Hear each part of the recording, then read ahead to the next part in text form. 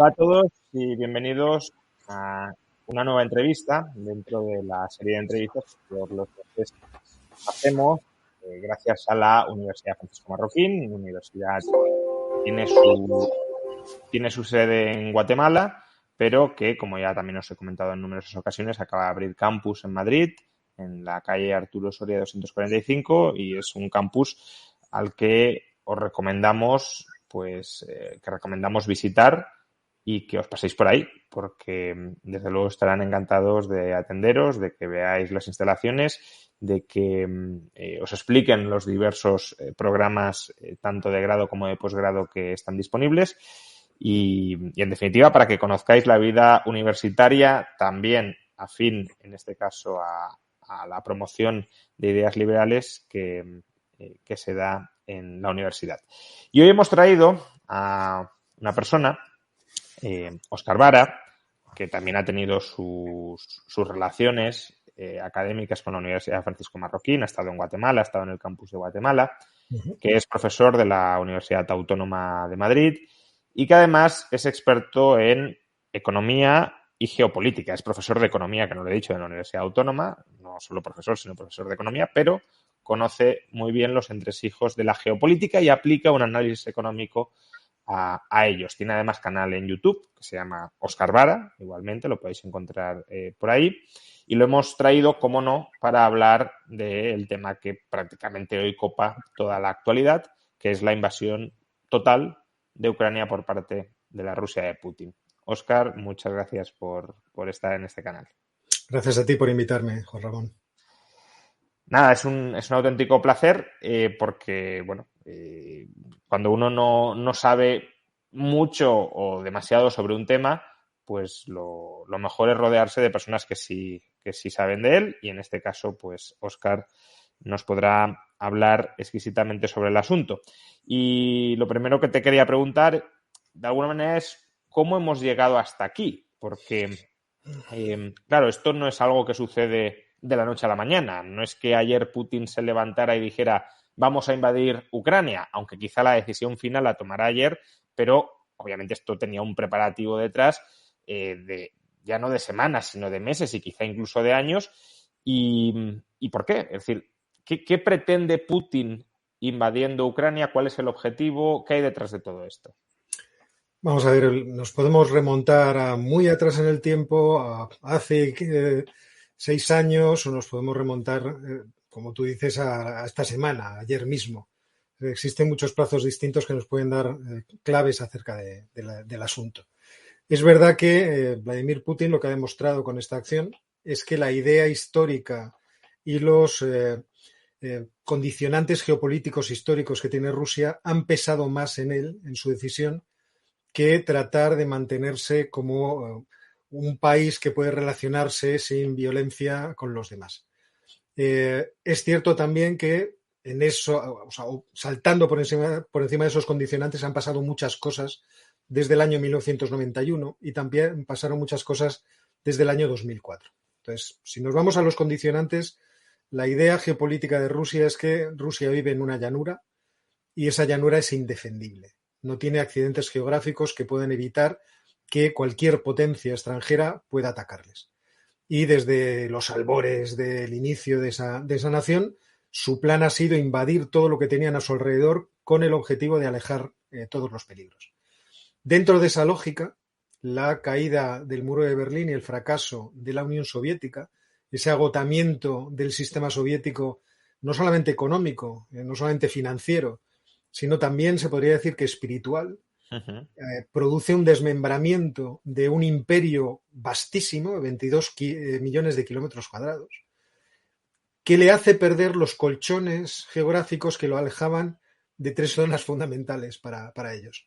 Por una parte de Asia, podríamos decir por una parte de Persia, pero no era totalmente, es decir, cuando pierde las repúblicas centroasiáticas, se ve ahí posibilitado a un avance hacia las estepas, hacia esas llanuras que hay al oeste del Yenisei por otras potencias que estuvieran al sur. Pierde parte de los países que estaban en el Cáucaso y que eso sí le amortiguaban claramente respecto de los persas. Y encima pierde la parte occidental de su imperio todo lo que era la Europa central, que no la tenía invadida, pero la tenía cooptada, la tenía en su mano, y luego lo que era propio de la Unión de Repúblicas Socialistas Soviéticas, que eran Bielorrusia y Ucrania. Ucrania no solamente se paraba respecto a Occidente, sino que además le permitía el acceso al Mar Negro, un mar que durante mucho tiempo fue dominado por el Imperio Otomano. Así que, dadas esas circunstancias, ese derrumbe que sufre la Unión Soviética, Rusia se queda en una situación de extrema debilidad geográfica, y los que recuerdan lo que fue la década de 1990 para Rusia, también una debilidad económica y una debilidad institucional brutal. Entonces, todo ese pasado fue lógicamente aprovechado por sus enemigos. Y este es uno de los elementos cercanos en el tiempo que también explican esta situación. Los Estados Unidos y la OTAN y los alemanes, en fin, que habían dado pues algunas garantías verbales de que no, hombre, no, si se reunifica Alemania no se nos ocurrirá poner allí a la OTAN ni pondremos ahí un despliegue de armas ni nada por el estilo.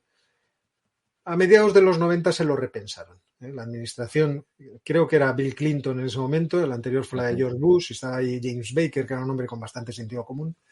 Pues Clinton y compañía produjeron una, ¿cómo decirlo?, una doctrina distinta.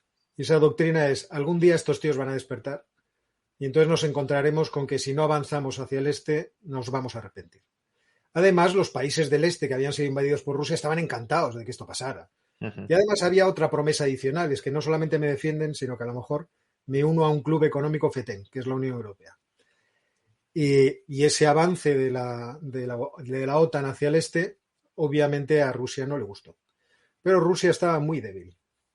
Hasta que llegó Vladimir Putin. Vladimir Putin llega en el año 2000 y, lógicamente, al principio su gestión es hacer lo que puede, pero se encuentra con un enorme regalo en forma de crecimiento del precio del petróleo, que hace que sus arcas empiecen a llenarse de dinero, porque al fin y al cabo Rusia es un depósito de lo que quieras. De petróleo, de gas, de níquel, de lo que quieras, de paladio, en fin. Y eso, que gran parte de todos esos tesoros son difíciles de sacar porque están ahí debajo del permafrost en Siberia y todavía están por, supongo que, explotar. No hablemos de la plataforma continental del Ártico. Y dentro de esas circunstancias, en 2008, se le ocurre una muy mala idea a la OTAN, que es proponer la entrada en la organización de Georgia y Ucrania.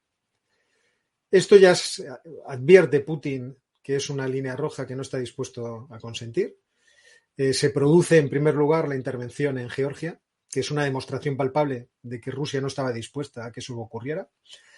Veníamos en Ucrania de la revolución naranja, en la plaza del Maidán, que ya había producido sus efectos, pero se había reconducido en los intereses de Rusia gracias a poner en el poder al presidente Yanukovych, un hombre extremadamente corrupto. Un hombre que llega de la pobreza y llega a acumular una fortuna personal de 19.000 millones de dólares. Me gustaría que la gente imaginara cuánto dinero es eso. Y cuando se produce en 2014 su, vamos a decirlo, ambigüedad respecto a si quería entrar en unos acuerdos comerciales con la Unión Europea o unirse aduaneramente a Rusia, cuando está a punto de firmarlo primero, cambia de opinión por presiones de Rusia y también porque Rusia pone pasta encima de la mesa. Pone 14.000 millones, me parece, o 17.000. Que los europeos ni se nos había ocurrido ofrecerle tanta dinero. Creo que eran 2.000 millones de dólares lo que nosotros ofrecíamos. Y en ese momento se produce un alboroto popular, en principio popular, yo creo que eso es algo bastante claro, pero en el que los elementos más extremistas de la sociedad encuentran dónde meter cuchara y empieza a haber una cantidad de muertos en aquella plaza y a extenderse un malestar, promovido también por elementos nacionalistas, que alborotó tremendamente el país. La solución europea que se ofrece para la sustitución en el poder a Rusia no le gustó. Y los gobiernos que vinieron posteriormente, que eran bastante proeuropeos, tampoco fueron del agrado de Putin. Y así llegamos a estos tiempos, en que Putin encuentra una ventana de oportunidad bastante buena para presionar. Lo que no imaginábamos los demás es que la presión iba a suponer una catástrofe como esta que estamos viviendo. Por mantenernos aún en las fechas que estabas mencionando, en el periodo que estabas mencionando, ahora iremos y analizaremos la invasión y si era previsible o no.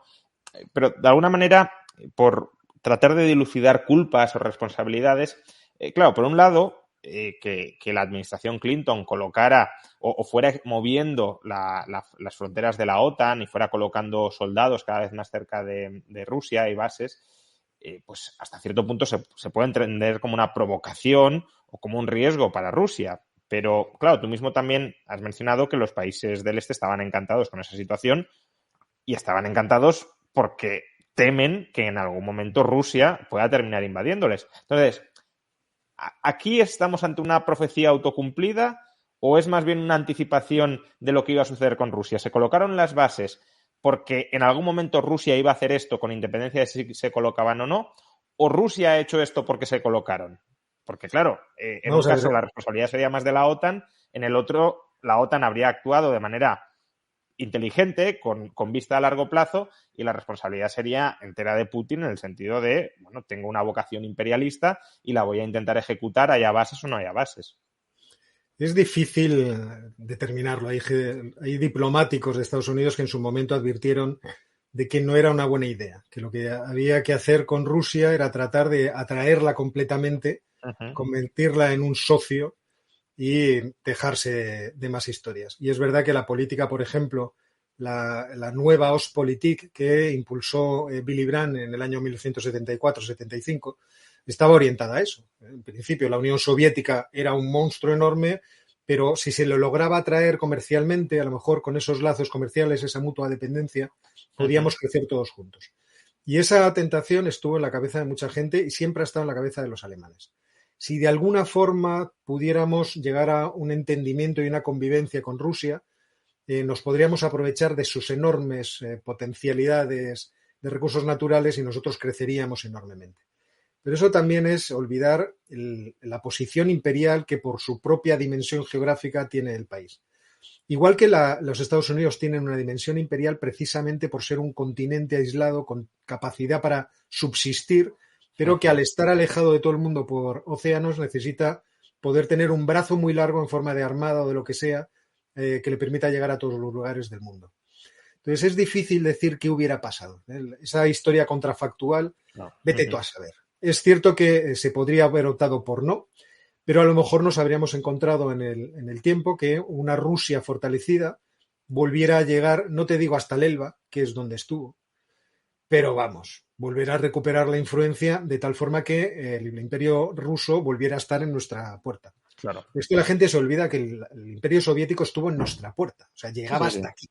No es que llegara hasta allí, hasta Ucrania, no, llegaba hasta aquí al lado. Entonces, esto se olvida, o sea, y sus ramificaciones llegaban hasta el Adriático, o sea, estaban enfrente mirando con los prismáticos a Italia. Entonces, yo entiendo perfectamente el planteamiento estratégico de los Estados Unidos. Ya lidiaremos en el futuro con el problema con Rusia, que seguro lo vamos a tener. Y claro, por pero la si otra seguro lo parte, vamos a tener, mejor tener bases que no tenerlas. claro, efectivamente. Yo creo que ahora no hay nadie que se arrepienta de que la OTAN esté donde está. Bueno, Porque se podrían arrepentir si algunos dijeran, si la OTAN no hubiese llegado tan lejos, no estaríamos en esta situación. Pero claro, la pero tú cuestión es, pregúntale a los bálticos, pregúntale a Polonia, claro, pregúntale a Eslovaquia. No creo que esté, no sé si Rumanía, eso habría que preguntárselo. Pero en el caso de los bálticos es que lo manifiestan todos los días. sí, por eso. De broma les llamo los chihuahuas bálticos porque el chihuahua es un perro muy fortalecido, muy valiente, que además se te lanza como si pensara que pesa 200 kilos. Pues los bálticos están claramente en esa opinión. No, mire usted, yo he tenido tropas rusas estacionadas hasta el año 95. No me cuente a usted a mí qué es Rusia. O sea, no me lo cuente. O sea, les he vivido en todas las versiones. Entonces, desde ese punto de vista, entiendo que muchos están contentos ahora mismo.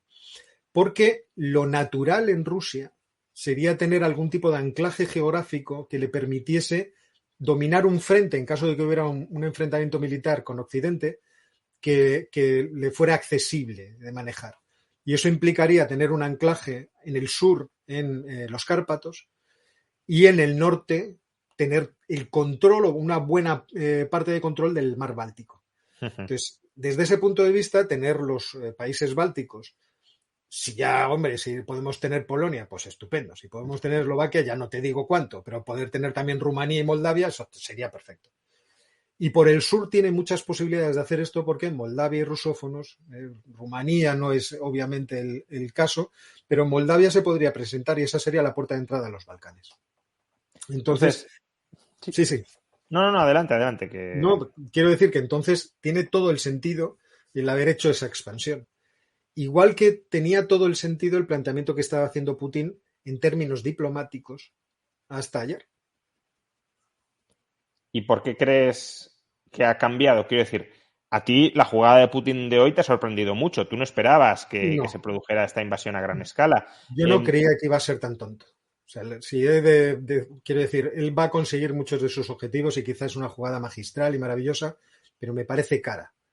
Y desde el punto de vista de un economista, no me chirría, o sea, me parece ineficiente.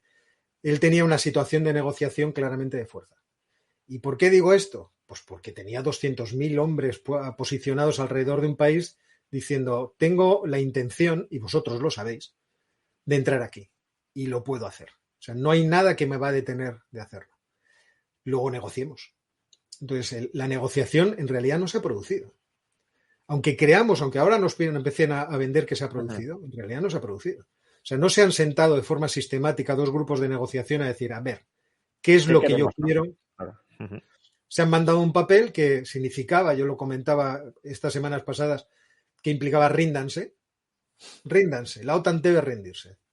Debe rendirse y marcharse.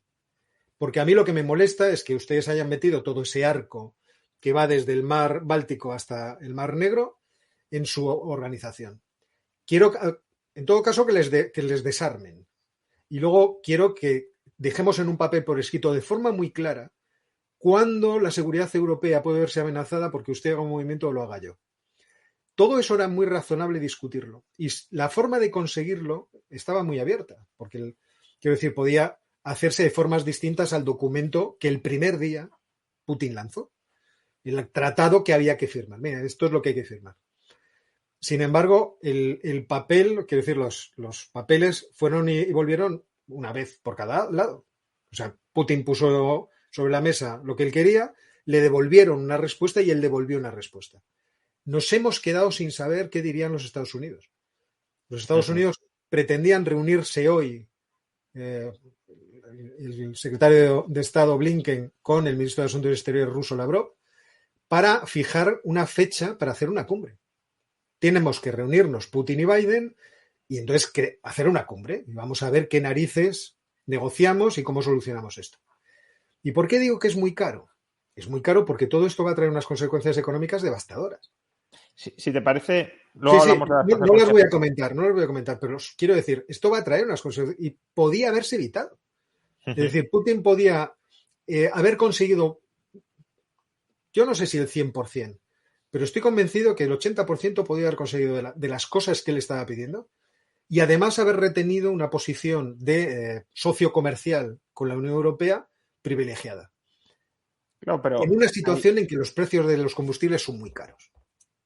Ahí la pregunta que me surge es,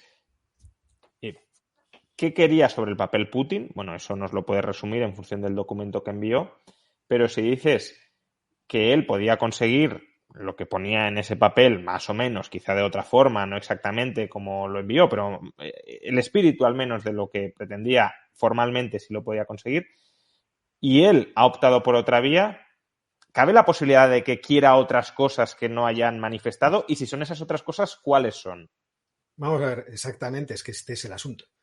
Él lo que estaba pidiendo es que la OTAN se retirara o que retirara sus armas. O sea, en principio decía que se retirara, que salían Rumanía, Eslovaquia, todos los países bálticos que salieran de la OTAN. Eso sabía que no lo iba a conseguir. Pero de forma accesoria, también el documento decía, bueno, pues que se retiren todos los sistemas de armas, especialmente los sistemas de misiles Aegis, que son unos sistemas de misiles contra misiles que Putin afirma que pueden cargarse con los famosos Tomahawk y por lo tanto pueden ser sistemas ofensivos. Eso se podía conseguir con una negociación de limitación de armamento en Europa, que es algo que los americanos pusieron sobre la mesa. Oye, vamos a hablar de armamento en Europa. Vamos a hablar también de transparencia respecto de cómo se mueven las tropas en cada una de las zonas.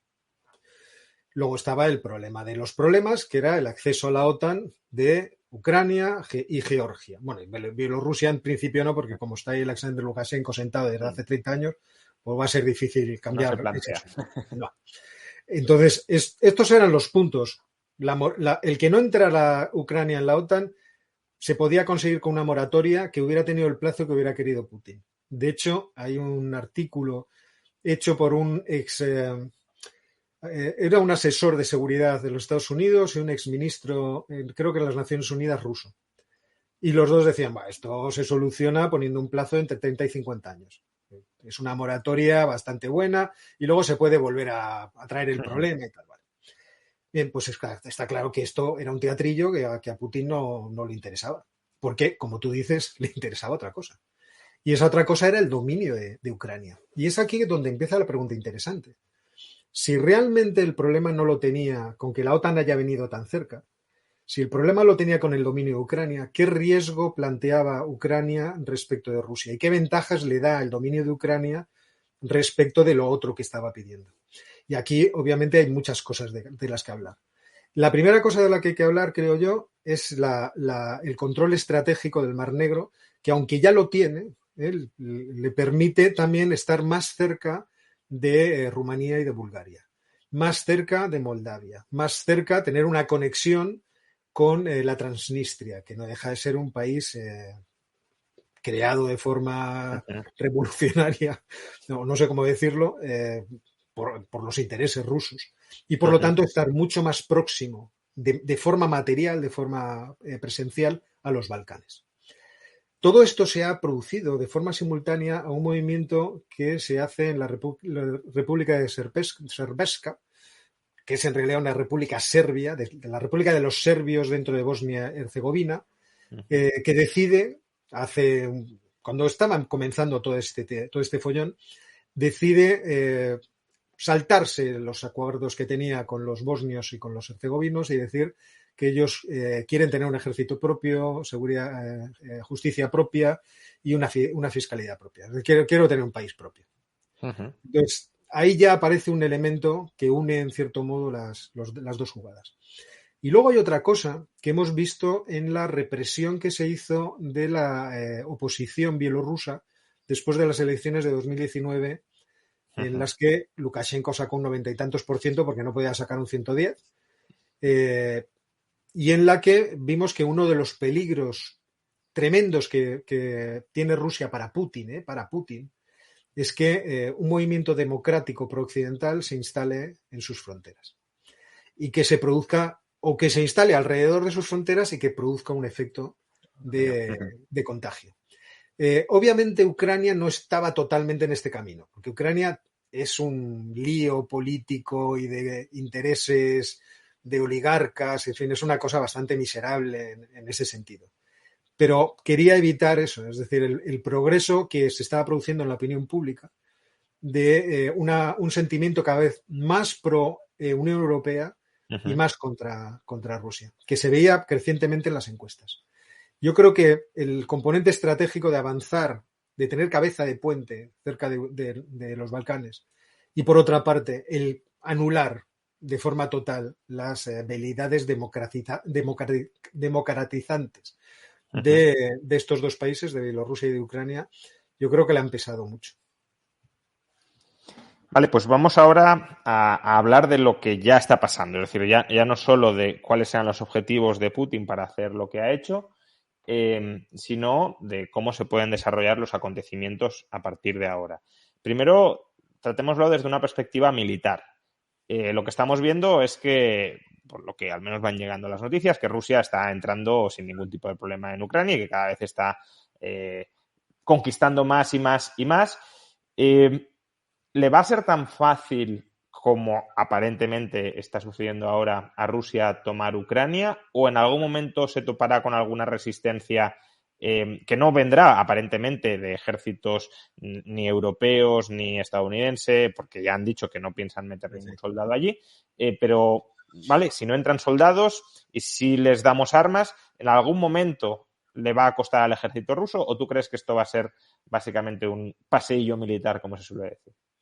Sí, era la sensación que teníamos esta mañana. O sea, la capacidad que tiene tecnológica y artillera y de todo tipo. Rusia es inmensamente mayor que ese cuento que nos han estado contando que desde 2014 a hoy el ejército ucraniano, bueno, había mejorado, mire usted, pero no se ha visto en combate nunca. O sea, yo no sé lo que es que te caigan encima varios misiles calibre, pero no debe ser, en fin, para la moral de uno debe ser bastante apabullante. Y por otra parte, es que lo que han planteado los rusos es una guerra extremadamente rápida con la intención de tomar Kiev lo más rápido posible, tratar de destruir cualquier tipo de posición que puedan encontrar en el camino sin ningún tipo de cortapisa, con la intención de descabezar el gobierno, que el pobre Zelensky, en fin, ya le veo en la cárcel o algo peor, y de esa forma desmoralizar completamente a las tropas ucranianas y poder obtener el control del resto del país. Uh-huh. Es por eso que yo creo que en pocas horas veremos cómo el avance de los rusos es lo que está siendo, bastante imparable. Habrá episodios, lógicamente, muy heroicos de soldados ucranianos que detendrán ese avance de forma localizada en algún sitio, pero sin capacidad aérea, yo que no sé mucho de estas cuestiones militares, me temo que no tienen nada que hacer. Y es evidente que esa debilidad ya la tenían previamente. O sea, no es algo nuevo.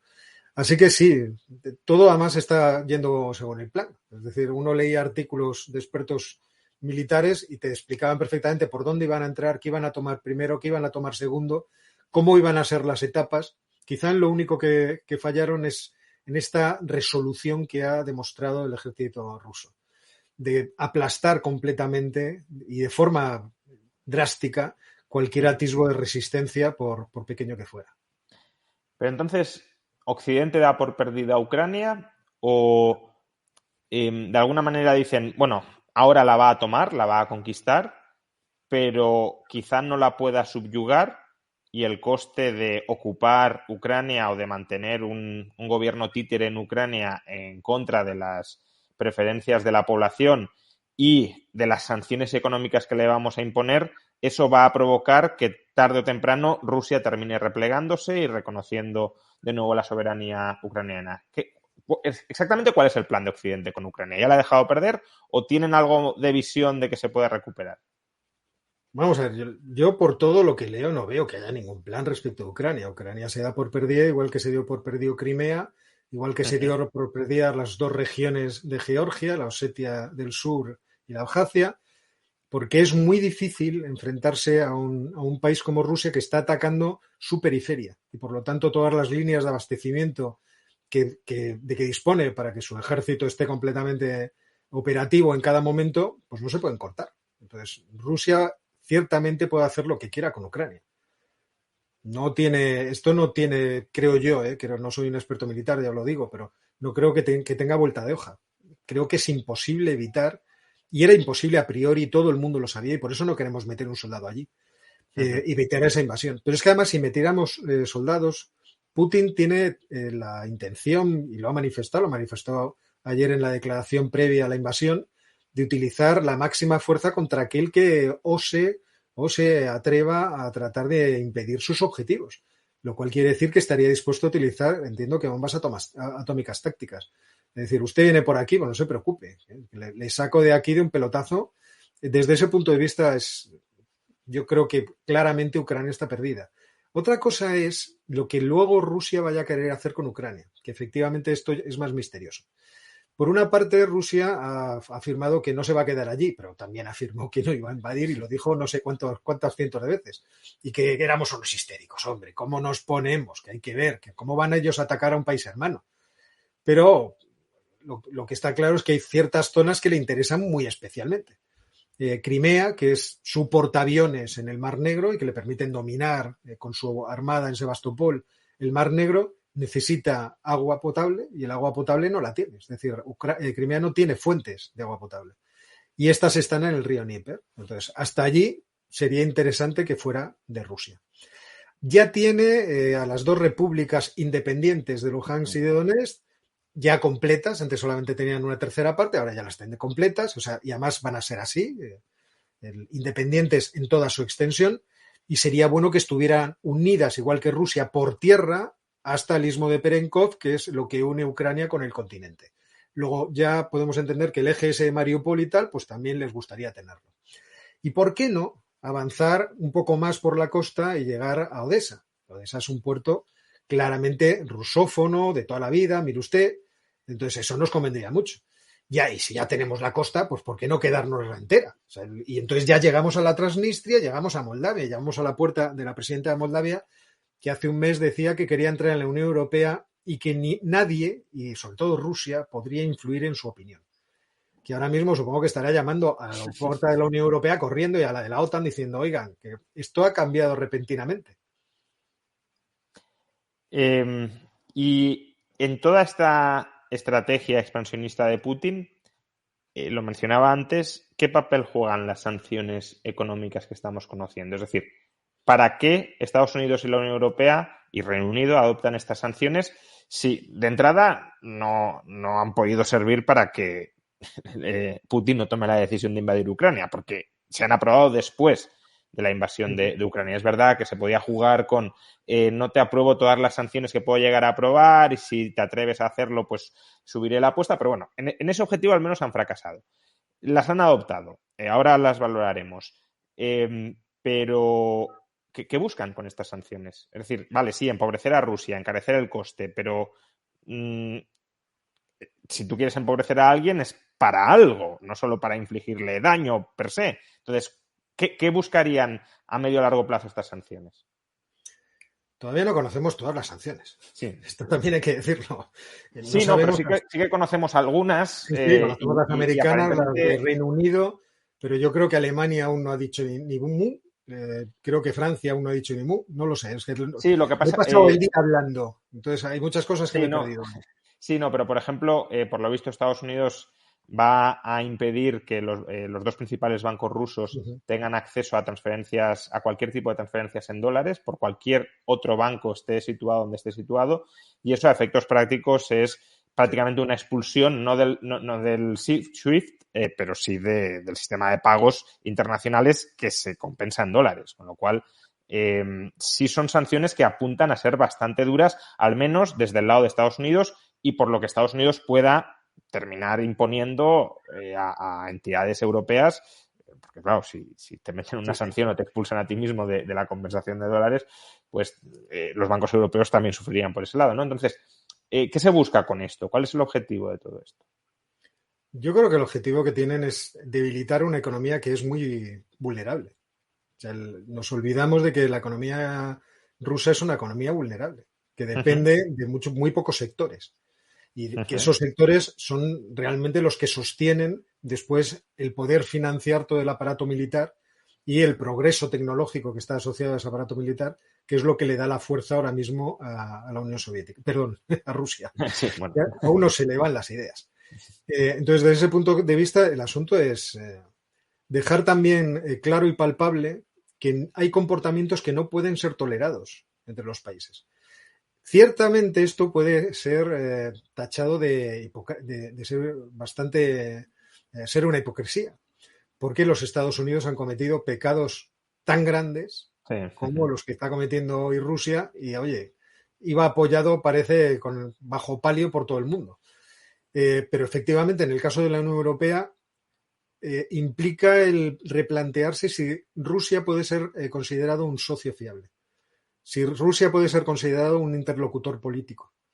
Y esto no es poca cosa. Entonces, las sanciones deberían ir orientadas, yo no sé si al final irán orientadas en esa dirección, a establecer o a dejar claro que no podemos tratar con una nación que está dispuesta a invadirnos por razones geopolíticas. Porque en ese caso le vamos a dar la puerta para que lo repita en otros países. Y ya hemos visto que lo han hecho en uno, no lo han tenido absolutamente ningún reparo. ¿Por qué no lo podrían probar, por ejemplo, con Finlandia? Finlandia ya fue parte del Imperio Ruso. Sí, sí. ¿Por qué no con Moldavia directamente?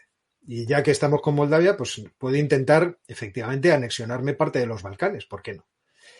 Este es el verdadero problema. Entonces, lo que debe determinar ahora la Unión Europea es, bueno, en realidad tiene que determinar muchas cosas, pero respecto de la relación con Rusia, si quiere seguir comerciando con ella o no. Si esto es un acto suficientemente hostil como para pensar que hay que apartarla como si fuera un apestado, o si, teniendo en cuenta nuestros propios intereses, podemos obviar o hacer la vista gorda con este asunto. Yo, obviamente, me parece que no es posible hacer la vista gorda, que lo que ha hecho Putin es una barbaridad de tal calibre que no se le debería pasar por alto, pero es algo que tenemos que ver. Entonces, el objetivo de las sanciones es que no haya más ataques en el futuro por parte de Rusia, ¿o es empobrecer a Rusia tanto que no tenga capacidad militar en el futuro como para permitirse estos ataques? Vamos a ver, es difícil considerar estas cosas a largo plazo. Rusia está en una posición débil en el sentido de que, aunque mucha gente piensa que si nosotros le abandonamos siempre puede abrazarse al dragón chino, el dragón chino no es un amigo de Rusia, es un competidor. Entonces, más tarde o más temprano, el que es un competidor acabará manifestándose. Igual que se está manifestando que China es un competidor de los Estados Unidos. Y eso se manifiesta. Quiero decir, no, al principio iban también muy de amiguitos y esto era una cosa estupenda y conseguiremos que se convierta en una democracia a través del comercio internacional. Esto no ha sucedido. Entonces, desde ese punto de vista, a Rusia, creo yo, le interesaba el otro curso de acción que le permitía seguir siendo un aliado de Europa, que le permitía también tener una posición de predominancia en el sentido de que no se podía ignorar cuál era su opinión ni cuáles eran sus intereses, pero ahora ya no está en esa situación. Quiero decir, ahora los europeos tienen que pensarse si la opinión de Rusia les interesa un pepino. Entonces, no diría yo que las sanciones tienen que tener un objetivo concreto de destruir a Rusia.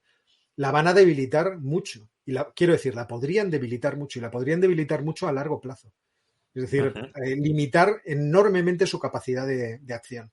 Desde ese punto de vista, se podría pensar que podríamos no desactivar, porque a Rusia encontrará mil formas de tratar de escapar de ese tipo de cepos, pero se podría limitar su capacidad de acción.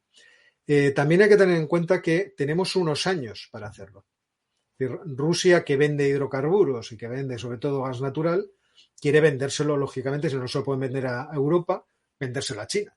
Claro, pero a eso iba. A China no se lo va a vender pronto. Entonces, si quieres, hablamos de este tema. Entonces, en ese sentido, yo creo que ahora el asunto no es tanto decir cómo te voy a hacer daño, o sea, sé que te voy a hacer daño, saber si estamos dispuestos a hacérselo, que yo creo que es ahora mismo la duda esencial, pero el asunto es que has violado un principio fundamental. Entonces, ¿cómo me puedo fiar de ti? No me fío de ti en nada, ya. Entonces, ¿para qué quiero ser un socio comercial tuyo si cuando dependo de ti lo puedes volver en contra mía? Sí, no, quiero decir, en gran medida quienes estamos financiando esta invasión de Ucrania somos los europeos, comprándole el gas y el petróleo a Rusia. La cuestión es, si se lo dejamos de comprar, ¿va a encontrar otros compradores fuera de Estados Unidos? Bueno, fuera de Estados Unidos no tanto, pero fuera de Europa, que puedan suministrarle esas divisas que necesita para seguir desarrollándose o no? Porque si es así, cabe la posibilidad de que los únicos que salgamos realmente perjudicados de las sanciones, digo de las sanciones que tienen que ver con embargos de importaciones energéticas, porque hay otras que nos afectarían menos a nosotros y más a ellos, podríamos ser nosotros. A medio plazo, está claro que Rusia tiene un problema, pero a medio plazo. O sea, claro. Ahora mismo sabemos que vende gas a China a través de un gasoducto en una cantidad, me parece que eran 38.000 millones de metros cúbicos al año, y tienen el proyecto que firmaron el otro día del gasoducto Poder de Siberia 2, que China además pidió que atravesara Mongolia, fuera a través de Ulan Bator. Entonces, el viceprimer ministro de Energía mongol decía el otro día que para el año 24-25 él quiere que el gas llegara a Mongolia y que para el año 27-28 pues llegará a China. Eso quiere decir que existe un plazo todavía bastante prolongado para que llegue allí. Pero la capacidad que tiene este segundo gasoducto es, me parece, de 50.000 millones de metros cúbicos. Solo el Nord Stream 2 iba a abastecer de bastante más a Alemania, de tal forma que para el año 2023 creo que en total le iba a vender Rusia 200.000 millones de metros cúbicos al año. Es decir, todavía le queda bastante para vender, para poder igualar el asunto. El asunto, claro, es el retroceso. O sea, a nosotros nos puede parecer muy conveniente, muy estupendo, muy superferolítico cortar completamente las relaciones comerciales con Rusia, pero es verdad que las importaciones que hacemos de Rusia son fundamentales. Es decir, la forma de hacerle daño es esta. El 60% de las exportaciones rusas son hidrocarburos. El 45% de las exportaciones rusas van a la Unión Europea. Entonces, si sumas esos dos elementos y nosotros dejamos de comprarles el petróleo y les dejamos de comprar el gas, les hacemos mucho daño. Es decir, quizá estemos arruinándoles un negocio de 200.000 millones de dólares al año. Y ellos no exportan tanto. Quiere decir, exportan 400.000 millones. O sea, les podemos hacer muchísimo daño. Pero el problema es que nos hacemos lo hacemos también nosotros. Claro.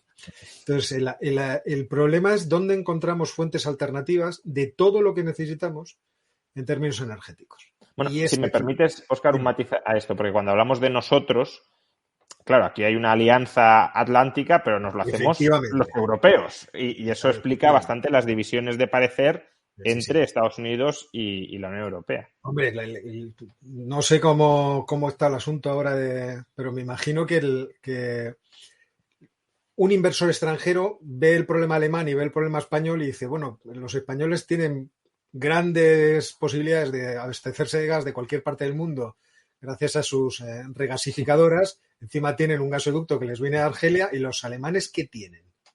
Más que gasoductos rusos. Entonces, claro, la cosa no es la misma. Dice, los alemanes lo van a pasar bastante mal. Teniendo en cuenta además que Europa nunca, y este es un elemento que también va a surgir durante las semanas que vienen con gran intensidad, como Europa no ha tenido desde el año 2001, cuando fracasó, creo que el 2001 fue la Agenda de Lisboa, ya no me acuerdo cuándo fue la votación de la Constitución Europea, pero cuando 2004 o 2005. 2004 o 2005. Cuando fracasa el proyecto de Constitución Europea, se deja de hablar de un proyecto europeo único. Ursula von der Leyen entró en su presidencia de la Comisión Europea diciendo que había que pensar geopolíticamente Europa. Y ahora es lo que hay que empezar a pensar, porque por no haber hecho eso, no tenemos un gasoducto que nos una con Francia, porque no sé si fue Sarkozy el que lo detuvo, el Medcat, el que iba a atravesar Cataluña, iba a pasar por el Rosellón. No tienen los alemanes regasificadoras. Fíjate que Donald Trump casi les convence. Donald Trump ya tenían 4 proyectos impulsados por lo que les había puesto sobre la mesa Donald Trump y los abandonaron en cuanto echaron a Donald Trump a la calle. También hubo otras razones, obviamente, pero tenían una regasificadora planeada para finales de este año y por diversos problemas, pues al final no va a poderse llevar a cabo el proyecto. Bueno, ya veremos. Pues. Sí, la política energética de cerrar centrales nucleares, pues añade también mucho interés al asunto. Entonces, 2 de ellas cerradas en diciembre, no lo olvidemos. Claro, que son cosas, pues ya están reabriéndolas a toda pastilla. No sé cómo se vuelve a arrancar no sé si hay que ponerle un poco de leña. Posible, pero costoso. Claro. Pero más costoso va a ser todo lo demás. Lo que pasa es que va a ser muy costoso todo porque ahora las infraestructuras están destinadas a proveer de gas natural a los hogares. Y eso, obviamente, no se puede improvisar de la noche a la mañana. Por lo tanto, es cierto que el problema es gordo. Yo creo que desde el punto de vista europeo tenemos que volvernos a mirar hacia adentro y decir, de forma individual parece que nos estamos convirtiendo en algo muy frágil, algo muy vulnerable en este mundo. ¿Qué tal si empezamos a probar a tener algunas políticas que sean más concertadas? Con todos los problemas que obviamente esto implica desde todo punto de vista. Pero es algo que se va a empezar a discutir claramente. ¿Y qué papel juega aquí las importaciones de gas licuado desde Estados Unidos? Porque el precio del gas se disparó en Europa a mediados de diciembre, se ubicó a niveles mucho más altos de los que está ahora y empezaron las importaciones de gas licuado y eso contribuyó a moderar el precio. De alguna manera estamos asistiendo a una especie de sustitución de proveedores, es decir, el gas que vamos a dejar de comprar a Rusia se lo vamos a empezar a comprar hasta cierto punto a Estados Unidos, claro, mucho más caro de lo que se lo comprábamos a Rusia. Y eso también es un interés económico que de alguna manera está contaminando estas negociaciones y esta situación bélica. Esa es una hipótesis que había estado en la mesa durante todo este tiempo. ¿Hasta qué punto no le interesaba a los Estados Unidos que ocurriera esto? Claro. y no se Es puede. decir, sobre todo también para resucitar un sector del fracking estadounidense que no estaba atravesando sus mejores momentos, ¿no? Y que, Sí, en pero cierto ahora modo, mismo el mayor exportador, pero vamos, ha sacado una delantera a todos los demás, son los Estados Unidos. Los Estados Unidos ya tienen 7 plantas, 7 terminales con las que carga el gas licuado y pues me parece no sé si multiplicaba por 5 las exportaciones del segundo. O sea, además están produciendo a mansalva. O sea, había un artículo, no sé si era en Bloomberg, hace una semana, que con mucha gracia decía el reportero que están aprovechando hasta la última molécula de gas. Como si estuvieran exprimiendo allí los gasoductos para tratar de exportar todo lo posible. Lo malo es que a corto plazo a nosotros no nos soluciona el problema alemán. Nos soluciona el claro. problema italiano y yo no sé si nos soluciona el problema austríaco, que son los dos más dependientes después de Alemania del gas natural ruso. Pero el problema es que la capacidad de regasificación la tenemos los españoles, pero no tenemos una tubería por la que mandárselo a los alemanes. Entonces, la única alternativa que tenemos es que yo creo que Francia no está conectada tampoco con Alemania, los únicos que lo están deben ser los holandeses. Desde ese punto de vista, quizá también, no sé si los noruegos tienen plantas de regasificación, creo que no. Desde ese punto de vista hay un cuello de botella. Entonces, no hay forma de evitar, no hay forma de evitar el problema alemán. Y este es, yo creo que el talón de Aquiles con el que ha jugado Putin. Porque, claro, ¿quién me va a hacer más daño? Daño me va a hacer las sanciones de los microchips, ¿no? Si no me venden microchips, semiconductores, ni Taiwán, ni Japón, ni Corea del Sur, ni los Estados Unidos, tengo un problema. Porque los chinos no hacen los microchips de última generación. Entonces, ahí tengo un problema claramente. Si me interviene el comercio internacional a través de las sanciones a los bancos comerciales, pues tengo un problema. Pero ya he reducido, por ejemplo, en el comercio con China, he reducido mucho el negocio en dólares. Que creo que en 2014 era el 97% del negocio lo hacían en dólares y ahora es el 30%. Entonces, desde ese punto de vista, fíjate, qué conveniente, ¿eh? Y además tengo en divisas y en oro, ¿cuánto deben tener? ¿Medio billón de dólares guardados? Creo que algo más. 600.000, una cosa así.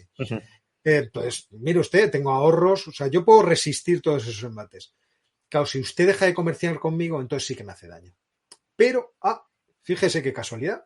Es que es verdad aquello que decía Donald Trump no sé, me acuerdo, es el World Economic Forum, una cosa de estas, en un discurso en Alemania, les decía a los alemanes, ustedes están rehenes pues resulta que Donald tenía razón, están ustedes rehenes. Y es lo que se ha demostrado y lo que se está demostrando. ¿Cómo se va a solucionar ese problema? Existe tiempo, pero no mucho tiempo. Sabemos que las reservas de gas que tienen ahora mismo los italianos, que tienen ahora mismo los alemanes, les permitirían a los alemanes con cierto apuro pasar este invierno, los meses que quedan de este invierno. Y habría que rellenar los depósitos, que en el caso de Alemania parece que suponen un 20 y tantos % de su consumo total. Y aquí es donde tenemos el problema.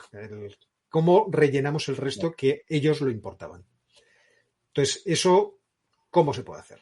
Y no, eso es lo que no es fácil de implementar. ¿O cómo puedo buscar algún tipo de alternativa a eso? Y eso es lo que no es fácil de hacer a corto plazo. Preguntaban en el chat que Argelia es aliada de Rusia y si nos podrían terminar estrangulando también desde ese otro lado por algún tipo de alianza no explícita. Vamos a ver, tenemos muchas razones para estar preocupados y algunas para no estar. Razones para estar preocupados. Rusia ha entrado en el juego del Sahel recientemente con su grupo de mercenarios Wagner en Mali. Al mismo tiempo que los franceses van a salir de allí y ya está la junta golpista de Assimi Goïta diciendo que se vayan ya, pero mejor hoy que dentro de 4 meses, como han dicho los franceses. Los franceses han dicho que de 4 a 6 meses se iban. Pues ahí han contratado a los mercenarios rusos del grupo Wagner. Y Mali tiene frontera con Argelia. Y Argelia es un país tradicionalmente de la esfera rusa. Lo fue de la esfera soviética y ahora es de la esfera rusa. Desde ese punto de vista, efectivamente, tenemos razones para preocuparnos. El cierre del primer gasoducto, el que pasaba a través de Marruecos, ya fue bastante duro porque era el gasoducto que traía más gas. Es el que tenía más capacidad de transporte. Sí. O sea que eso fue una pata en los dientes interesante. El problema que se plantea ahora es que Argelia está en una crisis económica formidable. Yo no creo que los rusos les fueran a untar con tanto dinero como necesitan y desde luego no con tanto dinero como el que pueden conseguir con un precio del gas disparado. Entonces, vamos a ver, o sea, yo ahí creo que el dinero será más argumento, prevalecerá, ¿no? prevalecerá respecto del otro. Entonces no me preocuparía del todo. Hay que estar preocupados, pero yo confío en eso, en el interés económico. En que no nos terminen de hacer una pinza por ambos lados. Exactamente. Bien, ¿y qué puede suceder con Europa desde un punto de vista económico? Vale, las sanciones van a ser duras para la economía rusa, le van a hacer daño, las que vamos conociendo sin duda va a ser así. Veremos cuánto tiempo duran, que esa es otra cuestión. Cuanto más tiempo duren, más la estrangularán. Aunque también tendrán más capacidad para readaptarse y para buscar vías alternativas, pero a Europa nos va a dañar y no nos va a dañar solo desde un punto de vista energético. Entonces, desde las coordenadas macroeconómicas tradicionales, ¿qué vamos a empezar a ver? ¿Cómo lo vamos a empezar a sentir en nuestro día a día este enfrentamiento no militar, pero sí este enfrentamiento económico con Rusia? Bueno, primero inflación a saco paco, que diría aquel. O sea, la inflación. Es decir, que la inflación sí, no va a ser transitoria, ha llegado para quedarse. Bueno, ya sabíamos tú y yo que no era transitoria. O sea, esto no, a mí me sorprendía mucho cuando escuchabas a Jerome Powell, es transitorio. Digo, no sé, o sea, es transitoria ahora respecto de lo que va a venir después. O sea, porque lo que va a venir después va a ser más peor. A mí me tenía todo muy sorprendido. O sea, pero yo no entiendo crees el que sí. razonamiento. O sea, porque aquí hay dos visiones, ¿no? Una, que tenemos inflación porque se ha recalentado la economía y por tanto es una subida de precios por fricción de los cuellos de botella. Y si esa fuera la causa única o principal de la inflación, pues hombre, vamos a tener no sé si un estancamiento, pero sí un retroceso de la capacidad de crecimiento de Europa y por ahí pues se podría compensar parte de esa inflación.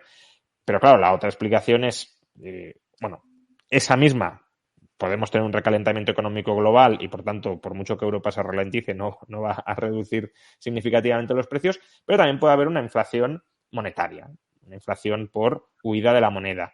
Y esa inflación, sobre todo si el Banco Central Europeo ahora no parecía que iba a subir tipos de interés para intentar frenar la cosa, si ahora no lo sube por el debilitamiento de Europa, pues se puede incluso acelerar, efectivamente, como decías. Es decir, ¿podemos ir hacia el temido escenario de la estanflación? ¿Esa es una posibilidad?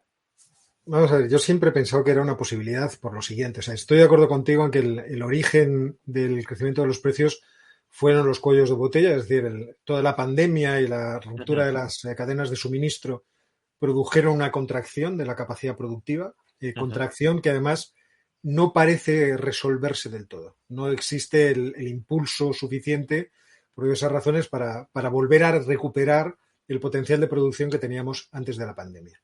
Es verdad que la reducción de la demanda durante la pandemia hizo invisible ese problema, pero cuando la demanda volvió fue cuando empezamos a tener inflación. Y además volvió dopada por planes de estímulo. Vamos a ver, y dopada por planes de estímulo que no estaban gastados o no se habían puesto sobre la mesa de forma completa. O sea, el miedo que teníamos muchos a una inflación duradera precisamente era por esto. ¿Cuándo se aprobarán los planes de gasto de los Estados Unidos? ¿Cuándo se aprobarán los planes de gasto de la Unión Europea? ¿Y cuándo se empezarán a ejecutar? Todos esos proyectos se iban a desarrollar a lo largo de este año 2022. Entonces, veíamos el año 2022 con cierta desconfianza, teniendo en cuenta además que no había una intención rápida de reducir los estímulos monetarios. Entonces, todo se sumaba. Todos sabemos que cuando el estímulo monetario no afluye a los bolsillos de los consumidores, parece que no hay inflación. Es cierto que va provocando aumentos de precios y desastres por otros sitios, pero hay un momento que cuando aterriza en la economía real, bueno, no diría en la economía real, en la economía diaria, entonces la inflación efectivamente empieza a cambiar muchas cosas porque además se nos mete en la cabeza, se desanclan, como decimos los economistas, las expectativas de inflación y aquello ya es un desbarate total. Pero es que de esa situación no hemos salido. O sea, de esa situación estamos. Entonces, efectivamente, yo estoy de acuerdo contigo que todo este problema económico con Rusia va a demorar el incremento de los tipos de interés. O sea, vamos a ver cuánto, porque yo entiendo que van a tener una posición bastante difícil en los bancos centrales. Pero por una parte la inflación va a ir disparándose, principalmente por el incremento del precio de los productos energéticos, que se va enseguida a filtrar al precio de la electricidad, pero también por otra parte por el incremento de los productos alimenticios. No hay que olvidar que del Mar Negro sale trigo a mansalva y el 30% de las importaciones de trigo de la Unión Europea. Entonces, ahí vamos a tener un problema seguro también por esa vía. Entonces, los precios van a subir. Además, vamos a tener otras dificultades. O sea, yo no sé hasta qué extremo se cortarán relaciones comerciales con Rusia, pero de Rusia nos vienen cantidad de commodities, cantidad de materias primas.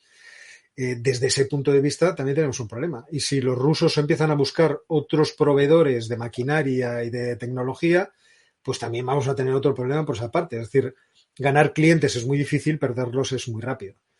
Desde todos esos puntos de vista estamos ante una situación económica que no es nada prometedora.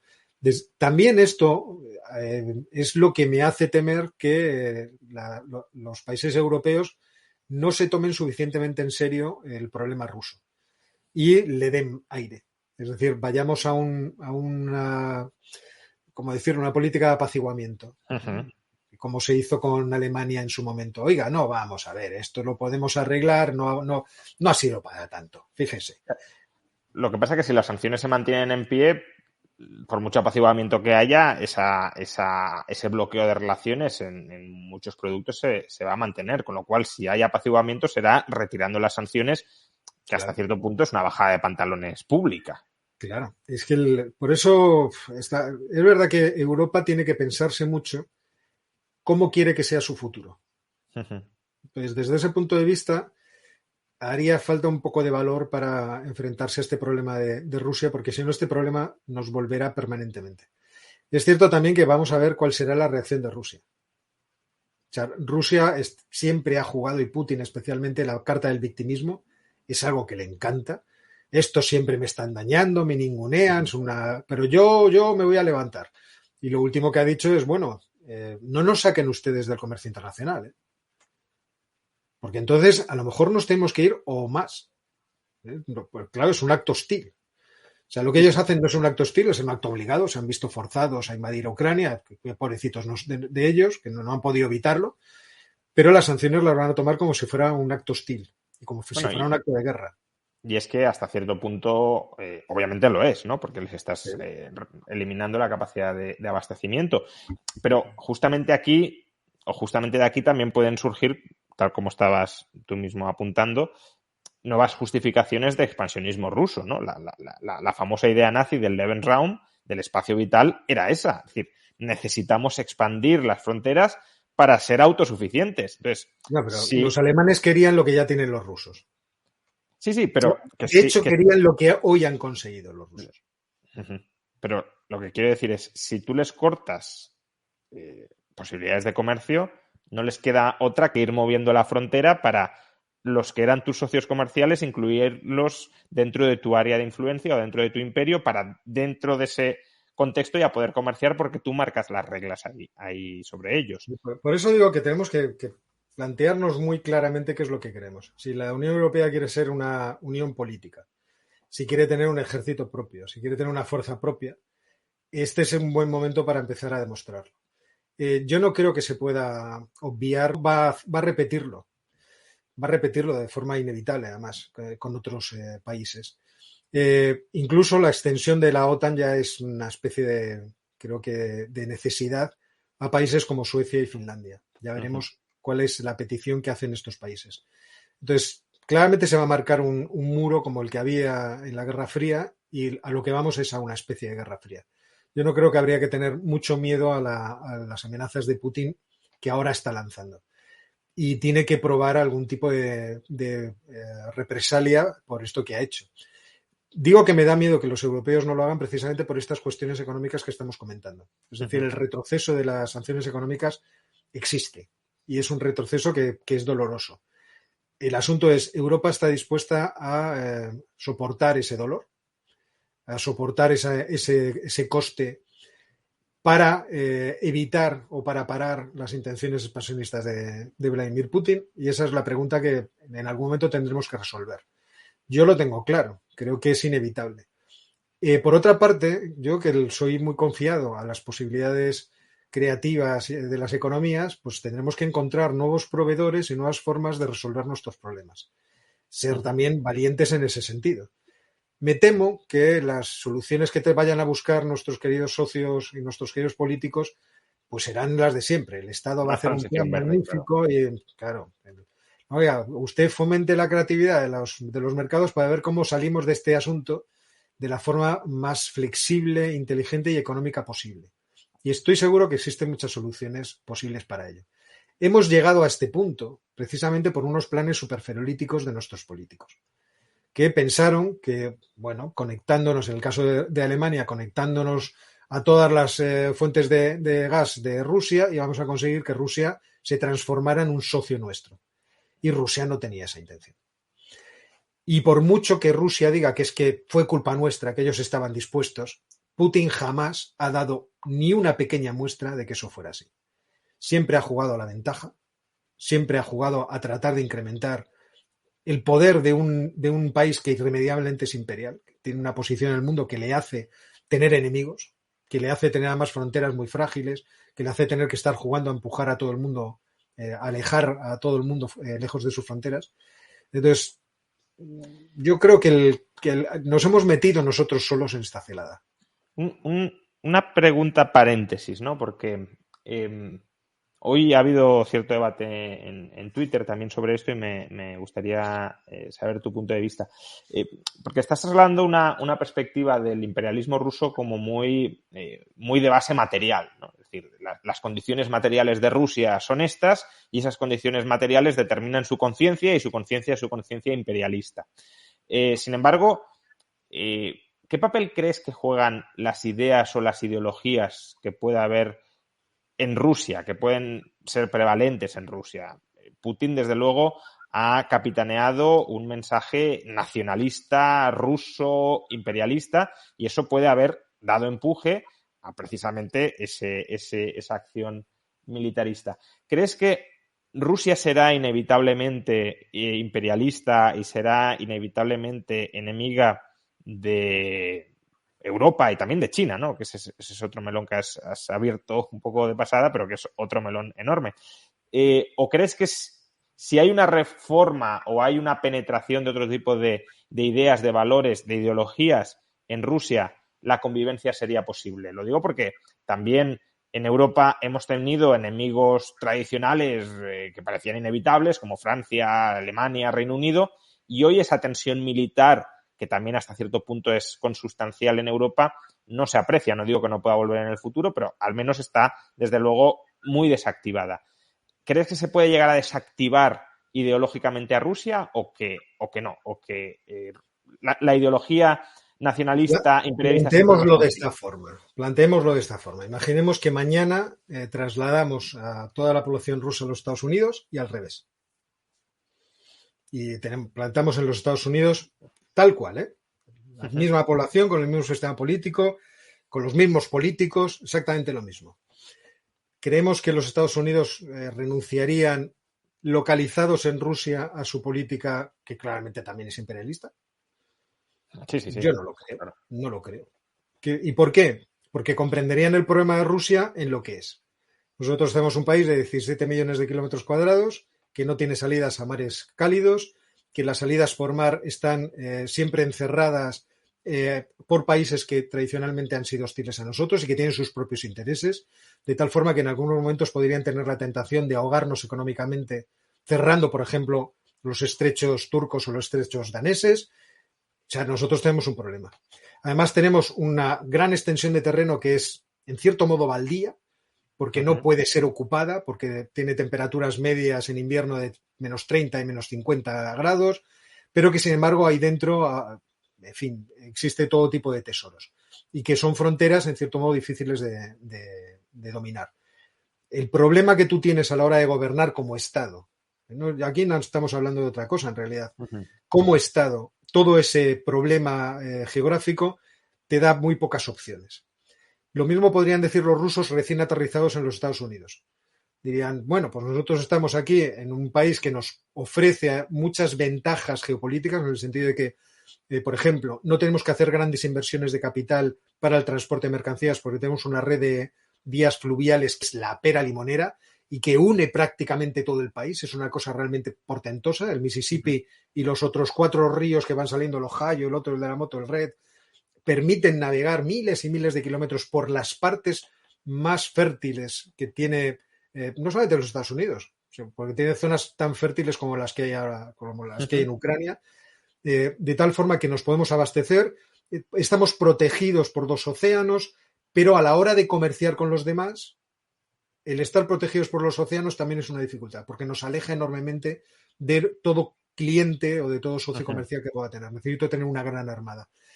No creo que cambie mucho este tipo de racionamiento respecto del tipo de política o de ideología que tú tienes. Sí es verdad que en el caso de los Estados Unidos, la ideología de vamos a comerciar, vamos a tener sistemas políticos que sean más abiertos, pero al fin y al cabo yo voy a ser el que vaya a dominar los mares, no tú. Hace la vida del que no tiene tanto poder muchísimo más fácil. No tiene la presencia de un ejército de ocupación. Puede ocurrir con lo que pasa, por ejemplo, en España. Tenemos bases militares para defender esos intereses de que estén abiertas las rutas comerciales, pero el problema geopolítico creo yo que no cambia esencialmente. Es decir, el Estados Unidos en Rusia, ubicados en Rusia, estarían diciendo ¿cuál es mi doctrina Monroe? ¿Hasta dónde puedo permitir que se acerquen los demás? ¿Qué tipo de rutas tengo que controlar yo? ¿Dónde tengo que tener establecidos mis lugares de...? Pero también depende ahí si percibes a los demás como una amenaza o no los percibes. Y eso también depende de las ideas que tú tengas sobre los demás y las ideas que los demás tengan sobre ti. Quiero decir, Portugal también podría hacer un razonamiento similar con respecto a España. Estoy aquí totalmente aislado, acorralado, y no lo hacemos. Y en el pasado lo hicieron, pero no ahora. ¿Por qué? Porque en parte también han cambiado las ideas y la mentalidad y los valores dentro de esas sociedades con respecto a sí mismas, ¿no? Digamos que el área o la esfera de empatía de considerar a los portugueses casi como hermanos o parte de una misma nación o algo similar, pues ha arraigado. ¿Tú crees que eso no puede llegar a suceder nunca entre Europa y Rusia y que siempre va a haber una tensión dialéctica entre ambas o que a mí me puede llegar a haber una cierta armonía? Yo entiendo que fuera de Putin es posible que pueda existir una situación con Putin no, digo, fuera de Putin, sí, claro. Y además, en fin, yo entiendo que la idea además es muy atractiva, porque nos complementamos, de forma muy eficiente nos complementamos. El continente euroasiático tendría una gran fuerza respecto de la potencia asiática que es China y respecto de los Estados Unidos. Es que en realidad... Eurasia es eso, ¿no? Al final. Sí, tendríamos una Europa muy vasta que va desde los Urales hasta el estrecho de Gibraltar, que podría efectivamente compartir en términos culturales casi todo y en términos económicos casi todo. Sí, eso es cierto, se podría plantear así. Pero seguiría siendo un problema para el que estuviera en Rusia, seguiría siendo un problema el tener demasiado cerca de lo que es el núcleo, el corazón de Rusia, es decir, el Principado de Moscú y San Petersburgo, no tener dominio completo de todas esas regiones. No lo sé si en algún momento lo veremos. Hombre, sería algo muy atractivo. Pero no lo veo. O sea, me parece yo estoy pensando más a largo plazo. Sí, pero me parece, obviamente, en un plazo de pocos años. Pero me parece difícil teniendo en cuenta el problema que representa Rusia. El problema, por ejemplo, de infraestructuras, el problema... No lo sé. O sea, sería lo ideal y lo que muchos pensamos que ocurriría cuando se cayó el muro de Berlín. O sea, yo, de hecho, por aquí a mi espalda hay algún libro escrito sobre Rusia, porque la transición económica rusa, en fin, fue uno de esos elementos muy atractivos para cualquier economista. Y todos pensábamos que efectivamente Rusia podía progresar en una vía, pero enseguida se tropezó Rusia con su propio problema geográfico y con la desconfianza que lógicamente tiene respecto de los demás. La idea de que los turcos, si algún día resucitaban, pueden cerrarle el acceso al Mediterráneo. El problema de que los anglosajones le pueden cerrar el acceso del del estrecho de Gibraltar o del canal de Suez, que los alemanes en un momento les pueden cerrar el tránsito en el Báltico. Es que es difícil, teniendo en cuenta un país tan grande que está tan encerrado, yo creo que es difícil ver otras opciones cuando estás en el puesto de mando, vamos a decirlo así. Ya llevamos más de una hora, pero sí hay algunas preguntas más que te quería hacer sobre escenarios de futuro. Empecemos con un escenario optimista. ¿Cabe alguna posibilidad de que a Putin esta estrategia le salga mal? Mal no desde un punto de vista económico, que tú has manifestado que le va a salir, sino desde un punto de vista político. Quiero decir, imagino que dentro de Rusia tampoco habrá ni mucho menos unanimidad en que esto deba ejecutarse. Si además la economía empieza a caer y empieza a sufrir, se podría llegar a armar, no lo sé, una oposición interna. ¿Podría llegar a peligrar, no sé si el puesto de Putin, pero sí la posición de invasión y de conquista de Ucrania por la contestación interna a Putin, o eso es impensable? No, yo creo que Putin tiene suficientes recursos como para aplastar cualquier tipo de disidencia, pero es que además está planteando un conflicto que va a ser muy breve, que va a ser muy exitoso y que por lo tanto va a poder vender muy bien. Lamentablemente, o sea, a uno le gustaría que esto le hubiera salido fatal y que los ucranianos tuvieran tal capacidad que ya hubieran expulsado a los rusos de sus fronteras. Pero seamos realistas, esto no es una posibilidad real e incluso cuanto menos sufra el ejército ucraniano y la sociedad ucraniana, casi mejor. O sea, teniendo en cuenta lo que se les está cayendo encima, habría que desear que este conflicto durara lo mínimo posible, para que el número de bajas fuera también lo mínimo posible. Es cierto que eso le va a servir a Putin para elevar enormemente el orgullo de una nación que vive de los orgullos. Yo siempre cuento una anécdota que yo vi, que me pareció realmente sorprendente.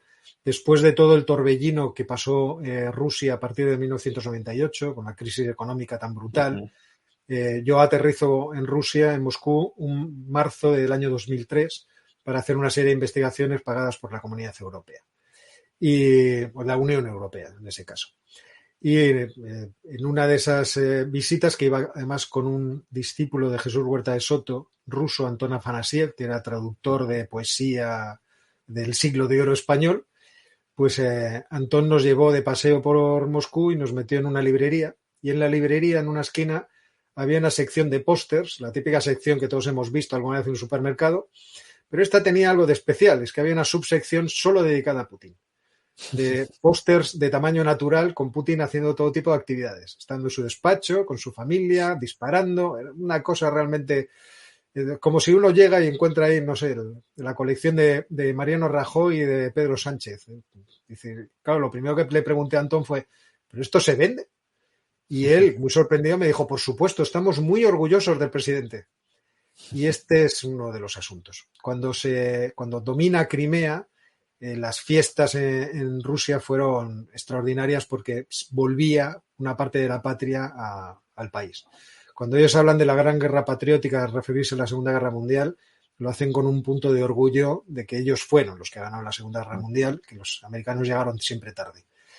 Y así todo. Entonces, desde ese punto de vista, esto es una vitamina de popularidad que se inyecta en vena al muchacho Vladimir Putin. Y yo creo que aunque tenga contestación y haya manifestaciones, la mayor parte del pueblo ruso, si ve además que esto es tan exitoso, en fin, creo que lo van a tomar especialmente bien.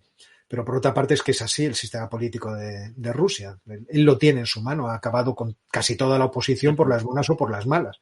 Aunque fuera una posición tan patética y lamentable como la de Navalny, pero con este también terminó. Le tiene ahí a punto de meter en la cárcel para muchos años. Vamos ahora con otros escenarios más pesimistas. No sé cuán probables son, pero que en todo caso hay que plantear. Primero, ¿se va a detener Putin? A largo plazo ya has dicho que si no hay sanción, si no hay represión o represalia, mejor dicho, no parece que vaya a ser así. Pero incluso a corto plazo, ¿se va a detener en la conquista de Ucrania? ¿Se va a consolidar ahí? ¿O ya que ha entrado en Ucrania podría plantearse objetivos mayores? Hoy me comentaban, no es una noticia que yo haya leído directamente, pero me comentaban que el presidente de Azerbaiyán había pedido garantías de que Rusia no les iba a invadir. creo que es algo realmente. Si esto es real, o sea, si es. Ya he dicho digo que no lo he leído yo, pero si es cierto, me parece que además es muy inteligente desde el punto de vista del presidente de Azerbaiyán. ¿Por qué? Porque lo siguiente que necesitaría controlar realmente Putin sería el Cáucaso al otro lado de las montañas. Uh-huh. Tiene ahí dos plazas, pero qué bonito le sería a él dominar completamente Georgia, dominar Azerbaiyán y, oye, ya de paso a lo mejor quedarse Armenia. Entonces, yo no es una cosa que descarte, porque además el Cáucaso nos queda tan a trasmano que ahí sí que no moveríamos un dedo. Nos daría exactamente igual. Haga usted lo que le dé la gana ahí. Una cosa muy distinta sería si pusiera tropas en la frontera de Finlandia. En ese caso, diríamos, no, es que los fineses nos quedan muy simpáticos. Tienen el sistema educativo mejor del mundo, mire usted. Entonces ya nos pondríamos todo lo posible para que eso no pasara. Creo que de este lado, lo que quiero decir es que de este lado de Europa creo que no pasará. Creo que la OTAN o los países que pertenecen a la OTAN en Europa del Este están contentísimos ahora mismo de saber que los Estados Unidos van a poner sus armas nucleares detrás de ellos. Y por lo tanto, desde ese punto de vista, creo que Rusia no se aventurará a ir más lejos que el dominio de Ucrania, que es mucho, que es una pieza, se está cobrando una pieza para muchos años, que es muy importante para la concepción geopolítica que tiene o estratégica que tiene Vladimir Putin. Lo que pueda pasar en el Cáucaso creo que es algo que tendríamos que estar atentos. A ver si decide hacerse una aventura por allí, por Georgia, quedársela, y Azerbaiyán entiendo que no porque son aliados y son amiguitos. Pero georgianos lo son, y los georgianos ya han coqueteado varias veces con la idea de entrar en la OTAN. Lo has mencionado. Otro escenario mucho más agravado, claro. Riesgo de uso de armas atómicas. ¿Lo podemos llegar a ver? Si no nos metemos ahí, no nos vamos a meter, porque sabemos lo que nos conviene. O sea, ¿por qué decimos que no va a poner un soldado nadie en Ucrania? Lo sabemos porque además los rusos no es por nada. O sea, tienen unos misiles hipersónicos que al parecer funcionan. Los Estados Unidos no. O sea, Estados Unidos están tratando de que les funcionen y lo previsto es que para 2023, una cosa así, les funcionen. Pero antes no. O sea, fíjate que todo esto nos ha pillado con pasos cambiados a pesar de que muchos países habían visto que había que modernizarse. Estados Unidos han cometido muchos errores en esa modernización que se han traducido de forma paradójica en que se han quedado atrás en ciertas cosas, pero los ingleses y los franceses ya manifestaron el año pasado o el anterior su intención de mejorar sus capacidades militares. De hecho, Francia tiene la intención de tener un ejército operativo de 25.000 hombres para poderlo lanzar a una guerra de verdad.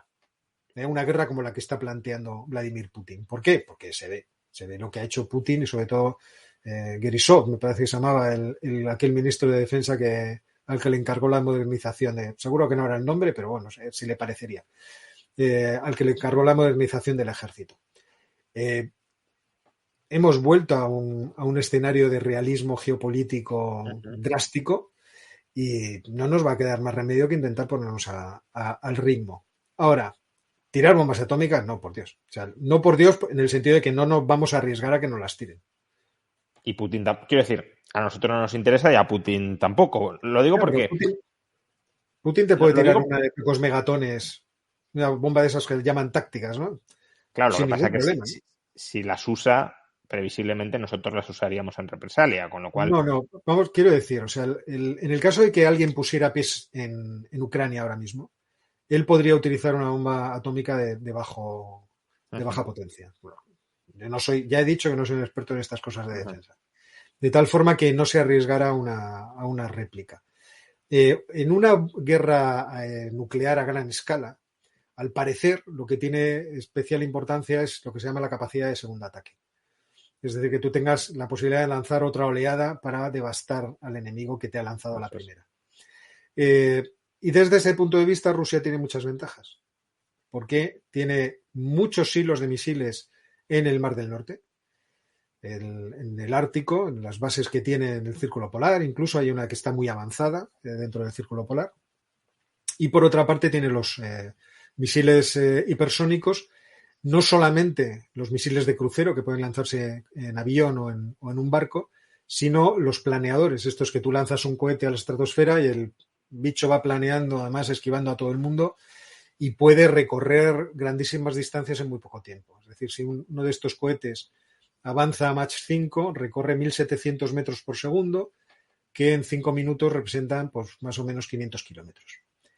Entonces, lo interesante ahora sería que los Estados Unidos hicieran con un arma como esa para tratar de bloquear la posibilidad de que Rusia en algún momento lo utilice. Entonces, Lo ahora utilice mismo, contra Europa, sobre contra todo. quien sea, claro, contra ellos. Quiero Sí, decir, pero ahora el mismo, riesgo mayor es que arrase Europa, entiendo. Quiero sí, decir, o sea, el riesgo mayor es que si tú tiras un misil de esos, como no sabes lo que trae, te obliga a responder. Entonces, evidentemente, Putin no los va a usar, porque esa incertidumbre que se crea de no saber qué ojiva lleva el artefacto puede obligar a una respuesta por parte del contrario de lanzártelo todo. Pero eso, fíjate que sigue siendo una gran ventaja, porque bloquea la posibilidad de que el enemigo vaya a hacer cualquier cosa. Desde ese punto de vista, yo descarto completamente que nadie vaya a meterse en el camino, a entrometerse en el camino de Putin, de igual forma que Putin no se entrometería en el camino de los Estados Unidos respecto de los países que ya son de la OTAN. a eso me refería cuando te preguntaba, hombre, no nos interesa a nosotros iniciarlo, pero tampoco a Putin. Es decir, ¿hasta qué No, punto podemos esperar evidentemente. que Putin ataque a países de la OTAN? No, en absoluto. De hecho, Biden es lo primero que ha dicho hoy, me parece, Sí, por eso, en la comparecencia de hace un rato. Artículo 5. Sí, nosotros estamos detrás de nuestros aliados y además ellos tienen bombas atómicas en el terreno. Es decir, tienen Sí, el bombas ministro de atómicas. Francia hace unos momentos también ha dicho que Rusia no debería olvidar que la OTAN también es una potencia atómica, Claro, ¿no? Entonces, claro, se están enseñando los dientes claramente. el Reino Unido y Francia tienen artefactos nucleares y pueden lanzarlos. Y en Alemania existen artefactos nucleares. Con lo cual, es evidente que los rusos tampoco tienen ningún interés en meterse en este follón. Aquí lo que ha quedado demostrado es la capacidad que tiene Rusia de invadir un país cuando quiera, con una terrible capacidad, de hacerse con todo el territorio porque le interesaba. Y la capacidad también narrativa de contarnos cuentos y de hacer todo tipo de maniobras para convencer a muchísima gente, incluso dentro de nuestros países, de que invadir un país es algo inevitable. Que, en fin, el pobre Putin no se le dejó otra opción que machacar a un ejército y a una población porque, oiga, es que le habíamos puesto entre la espada y la pared. De estas dos cuestiones también son relevantes en todo este problema. Pero entonces, ¿descartas lo que hemos oído durante, bueno, el día de hoy, de que Putin haya enloquecido completamente y que por tanto sea del todo imprevisible? Hay determinadas fronteras que no va a cruzar. Mira, a mí me hubiera. Yo me he equivocado en esto. Pues yo soy el que ha defendido desde el día 1 que no habría invasión. Entonces, evidentemente, yo me he equivocado en esto, porque pensaba, sinceramente, pensando con un poco de frialdad, que Putin podía conseguir todos los objetivos que estaba pidiendo, o muchos, de forma pacífica. El coste-beneficio, eso es una cosa que obviamente también todos dijimos en su momento. El cálculo que él tenía en la cabeza de cuánto le costaba y qué ganaba es lo que nosotros no podíamos saber. Entonces, lo que ha ganado obviamente le ha merecido muchísimo la pena, porque se ha lanzado a la aventura. Lo que no sabemos es si tiene otros objetivos en los cuales podría repetir la cosa porque le merecería la pena. Lo que sí sabemos es que en ese caso habría que optar por la peor opción, porque quiero decir, ese expansionismo podría llegar hasta las puertas de cualquiera. Y ahí es donde habría que parar. No podemos estar en políticas de apaciguamiento eternamente. Eso también se vio en la Segunda Guerra Mundial. Tú puedes apaciguar con el bueno de Hitler cuando entran los Sudetes, cuando se queda toda Checoslovaquia, pero ya cuando entra en Polonia dice, espérate un momento, o sea, este tipo realmente está en el camino de atacarlo todo. Más tarde o más temprano se girará por nosotros. Y es cierto que Europa tiene la capacidad de pararle en ese caso. En el caso de Ucrania está bastante difícil pararle. Y último escenario problemático del que también se ha hablado mucho y no sé qué verosimilitud le ves a esa posibilidad. Invasión de Taiwán por parte de China coincidiendo con la de Ucrania. Yo es que siempre he pensado que en el problema de Taiwán, China cuenta con la ventaja del tiempo y el incremento de relaciones cada vez más tupidas con la isla.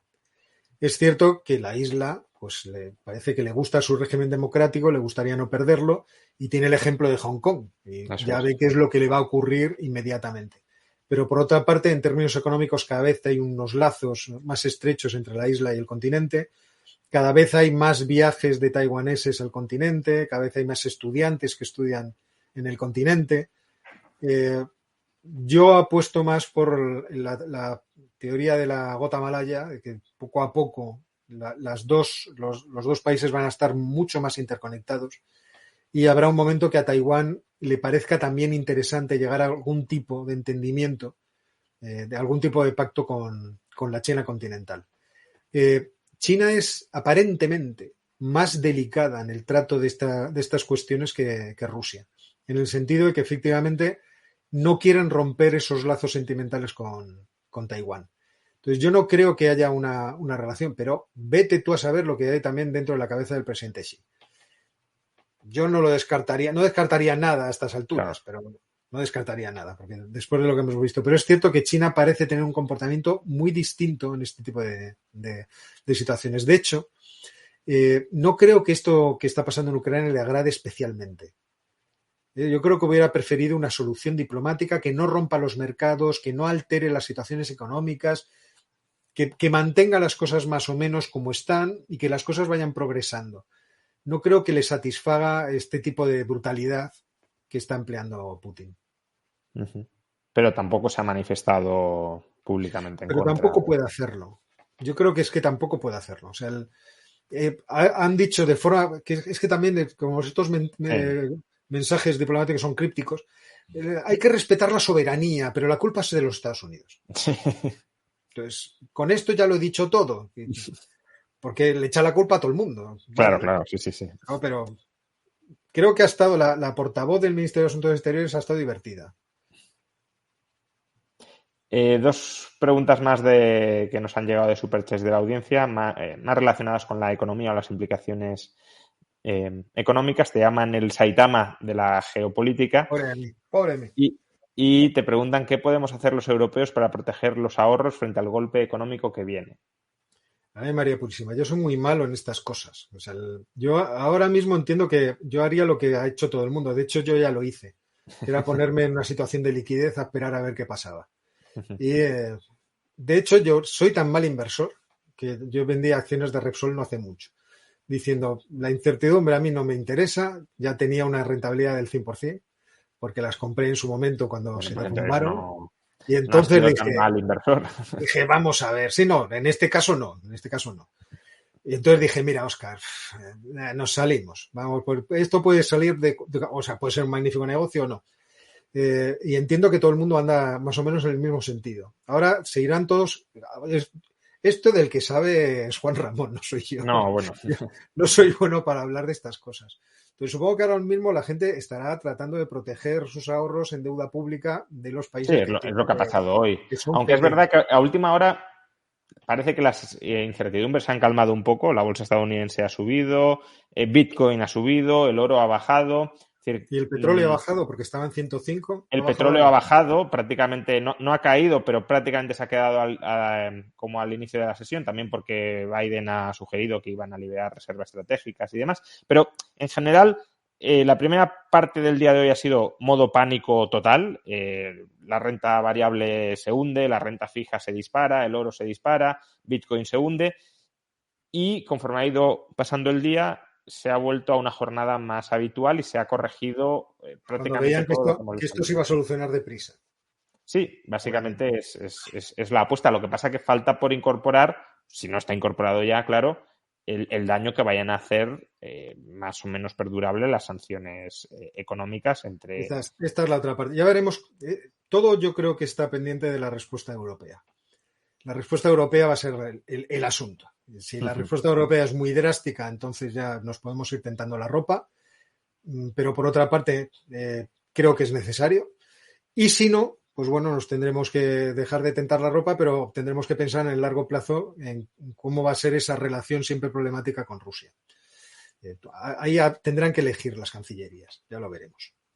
Así que yo no puedo ayudar mucho respecto de esto de las inversiones.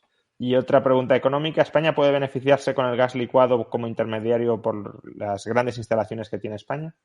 No, porque no tenemos una tubería para mandárselo a los europeos. Este es el El fastidio. drama. O sea, pero fijaos, yo creo que fue el Partido Socialista, empezó esta apuesta, la apuesta y es que no me acuerdo del ministro, toda la apuesta de empezar a poner las regasificadoras fue muy criticado, muy criticado. Y sin embargo, ahora se demuestra que no era ninguna estupidez, que era una buena opción para tratar de obtener gas de cualquier sitio. Me da lo mismo que me lo venda, que me lo vende Qatar, pues estupendo, me lo vende Azerbaiyán, pues nada, pues también muy estupendo. Que me lo vende los Estados Unidos, pues bien. Pero lo malo es que los franceses, que siempre nos han tenido una gran simpatía y no han querido conectarse con nosotros para nada, vieron en el gasoducto que se pretendía sacar por España hacia el norte un problema para la venta de su electricidad nuclear. Ya estamos en el asunto. Y este es un problema que solamente se puede resolver en una instancia superior. Así que, bueno, pues lo sentimos por los alemanes, pero no somos de ayuda. Y bueno, lo último no es una pregunta, es una petición que bueno, según cómo avancen los acontecimientos, intentaré atender. Espero que se repitan pronto con un encuentro sobre sus especialidades. Pena que lo que reúna a los dos mejores divulgadores de economía sea este tema. Bueno. Nada, Óscar, ha sido un auténtico... Déjame decir solo una pequeña cosa de esto. O sea, cuando si nos reunimos alguna vez para hablar de cosas de economía, entonces se verá que Juan Ramón me supera mucho, a pesar de que yo estuve en su tesis doctoral examinándole. Pero ya, vamos, ha corrido a una velocidad que es muy difícil. Ha llovido mucho, sí. Claro. Bueno, Óscar, ha sido un auténtico placer. Yo he aprendido muchísimo, creo que toda la audiencia también. Hemos disfrutado mucho de la charla o de la entrevista-charla, porque no solo has aportado mucha información y mucho conocimiento, sino que lo has contado todo de una manera muy amena y muy agradable. Con lo cual, pues solo recomendaros que visitéis y os suscribáis al canal de Óscar Vara en YouTube, donde suele tratar estos temas. Y lo dicho, recojo el guante de la audiencia y bueno, a lo mejor te vuelvo a llamar en no mucho tiempo para tratar otros temas o estos mismos, pero actualizando los acontecimientos que vayan surgiendo. Sabes que siempre estoy a disposición. Y además, muy encantado de verte y de poder haber hablado contigo esta noche. Me lo he pasado muy bien. Y, en fin, da gusto ver encima el enorme éxito que estás teniendo en esta red social. No, pero es así, o sea, hay que reconocerlo. Bueno, yo he seguido tu carrera desde que te vi una vez con unas pizzas en la mano en el Juan de Mariana. Sí, causa un puntito de orgullo el ver, en fin, la carrera que estás haciendo. Hay que decir, por cierto, que hoy el éxito de esta entrevista, porque creo que ha sido la entrevista más exitosa en términos de audiencia que he hecho nunca en el canal. Hemos estado casi toda la noche cerca de 10.000 personas en directo y, por tanto, la entrevista de hoy, el hecho diferencial ha sido tú. Frente a otros invitados, que también lo han hecho muy bien. Es la sinergia. Bueno, la sinergia, la situación, todo, pero felicidades por la entrevista y por el éxito. Lo dicho, muchas gracias a todos por acompañarnos en esta hora y media, 10.000 espectadores prácticamente desde que ha arrancado la audiencia hasta el final. Y muchas gracias a la Universidad Francisco Marroquín por acoger estas charlas en este canal de YouTube. Os invito nuevamente a que os paséis por la universidad, tanto si estáis en Guatemala como si más previsiblemente estáis por Madrid y os queréis acercar, o por su página web o por sus redes sociales, que os informéis de todo lo que tiene que ofreceros. Muchísimas gracias y nos vemos con esta serie de entrevistas de la Universidad Francisco Marroquín el mes que viene, y con Óscar Vara pues veremos cuándo, pero esperemos que si nos volvemos a ver pronto sea por buenas noticias. Ojalá. Buenas noches. Hasta entonces y buenas noches.